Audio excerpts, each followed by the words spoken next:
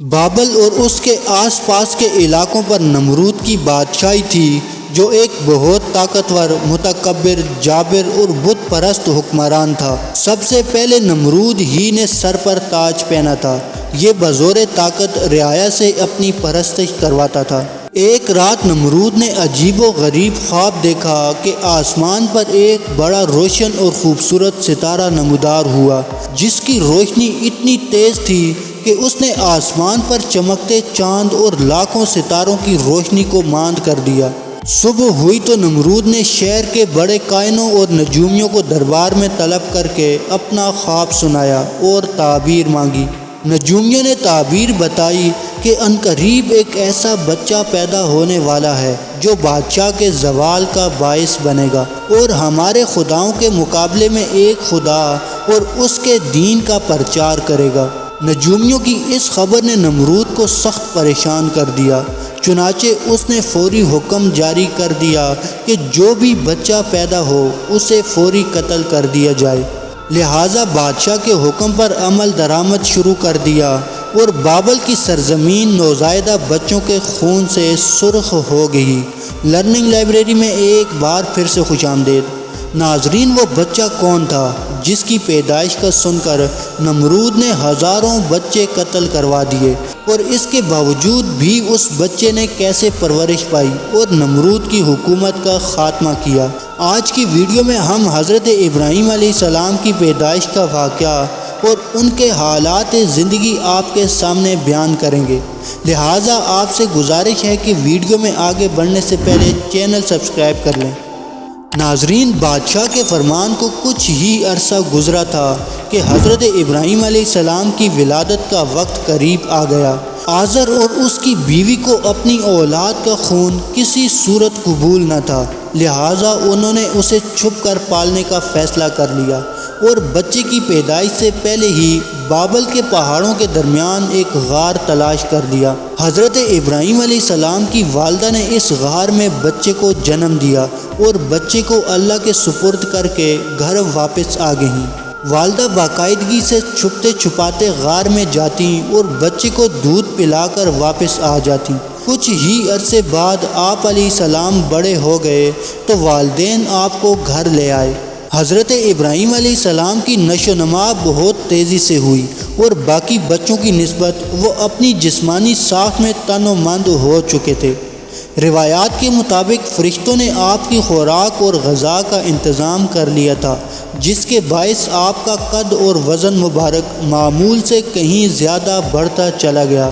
حضرت ابراہیم علیہ السلام کو اللہ تعالیٰ نے بچپن ہی سے صراط مستقیم پر رکھا اور اپنا رسول منتخب کر لیا تھا۔ قرآن پاک میں اللہ تعالیٰ کا ارشاد ہے، اور ہم نے ابراہیم کو پہلے ہی سے ہدایت دی تھی اور ہم ان کے حال سے واقف تھے۔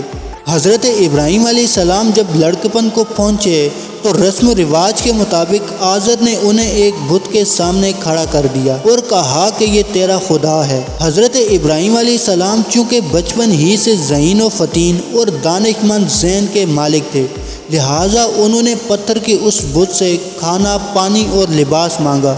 جب کوئی جواب نہ ملا تو فرمایا، تو کیسا خدا ہے جو جواب ہی نہیں دیتا؟ پھر آپ نے زمین سے ایک پتھر اٹھایا اور اس بت کو دے مارا۔ حضرت ابراہیم علیہ السلام کو بچپن ہی سے قلب سلیم عطا کیا گیا تھا، چنانچہ انہوں نے ابتدا ہی سے بت پرستی کی مخالفت کی۔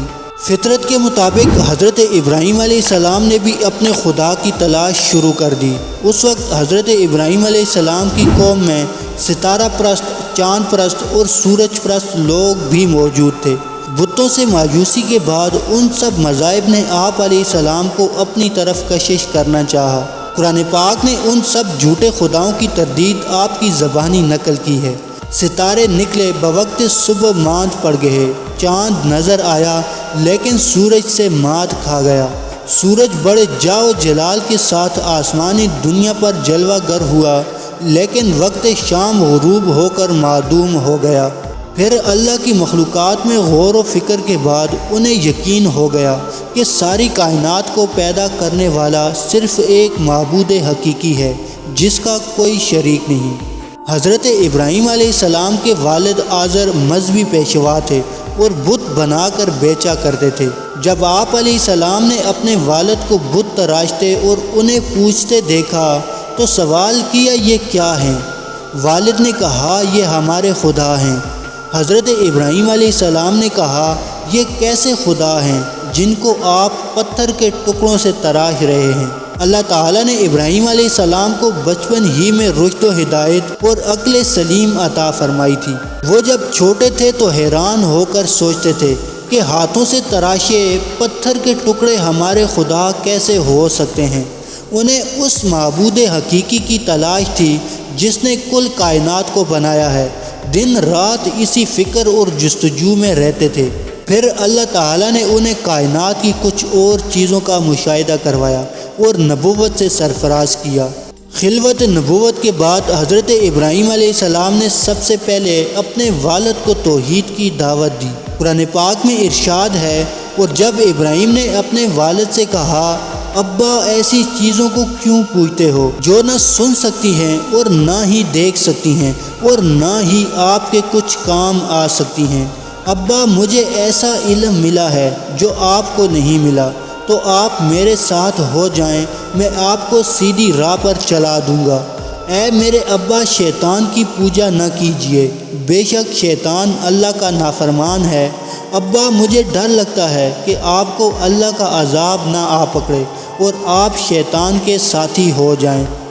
حضرت ابراہیم علیہ السلام نے ادب و احترام کے تقاضوں کو پوری طرح ملحوظ خاطر رکھتے ہوئے نہایت محبت اور پیار سے باپ کو توحید سے آگاہ کیا، لیکن مشرک باپ نے اس نرمی اور پیار کے جواب میں نہایت درشتی اور سختی سے بیٹے سے کہا، تو اگر میرے معبودوں کی مخالفت کرنے سے باز نہ آیا تو یاد رکھ میں تجھ سے بہت سختی سے پیش آؤں گا۔ قرآن پاک میں ہے، اور آزر نے کہا، اے ابراہیم، کیا تو میرے معبودوں سے برگشتہ ہے؟ اگر تو باز نہ آیا تو میں تجھے سنسار کر دوں گا اور تو ہمیشہ کے لیے مجھ سے دور ہو جا۔ اس موقع پر ابراہیم علیہ السلام نے السلام علیکم کہا اور کہا کہ میں آپ کے لیے اپنے پروردگار سے بخشش طلب کروں گا، بے شک وہ مجھ پر مہربان ہے۔ اس کے بعد حضرت ابراہیم علیہ السلام نے قوم کو شرک سے باز رکھنا چاہا، اور جب وہ نہ مانے تو ایک بار جب سب لوگ کسی تہوار پر شہر سے باہر گئے ہوئے تھے تو آپ نے تمام بتوں کو توڑ دیا اور کلہاڑا بڑے بت کے کندھے پر رکھ دیا۔ جب لوگ تہوار سے واپس آئے اور اپنے معبودوں کو ٹوٹا دیکھ کر آپ علیہ السلام پر بہت غصہ ہوئے اور آپ علیہ السلام کے لیے سزا تجویز کرنے لگے۔ بتوں کو توڑنے کا عمل نمرود اور اس کی قوم کے نزدیک ناقابل معافی جرم تھا، لہٰذا انہوں نے فیصلہ کیا کہ حضرت ابراہیم علیہ السلام کو اتنی سخت اور عبرتناک سزا دی جائے کہ آئندہ کسی کو بتوں کی بے حرمتی کی ہمت نہ ہو۔ چنانچہ نمرود کے حکم پر خندق کھودی گئی۔ پھر قوم کے ہر فرد نے اس کام کو مقدس سمجھتے ہوئے اس میں لکڑیاں جمع کرنا شروع کر دی۔ خندق کے بھر جانے کے بعد اس میں آگ روشن کر دی گئی اور پھر ایک منجنیق بنائی گئی جس کے ذریعے حضرت ابراہیم علیہ السلام کو رسیوں سے جکڑ کر آگ میں پھینک دیا گیا۔ جب ابراہیم علیہ السلام کو آگ میں پھینک دیا گیا تو باری باری سارے فرشتے مدد کرنے کے لیے آئے، لیکن ابراہیم علیہ السلام نے کہا، میرے لیے اللہ ہی کافی ہے اور وہی بہترین کارساز ہے۔ قرآن پاک میں اللہ تعالیٰ کا ارشاد ہے، ہم نے کہا، اے آگ ابراہیم پر ٹھنڈی اور سلامتی والی ہو جا۔ یوں ابراہیم علیہ السلام پر آگ گلزار بن گئی اور لوگوں نے دیکھا کہ حضرت ابراہیم علیہ السلام آگ میں ٹہل رہے ہیں۔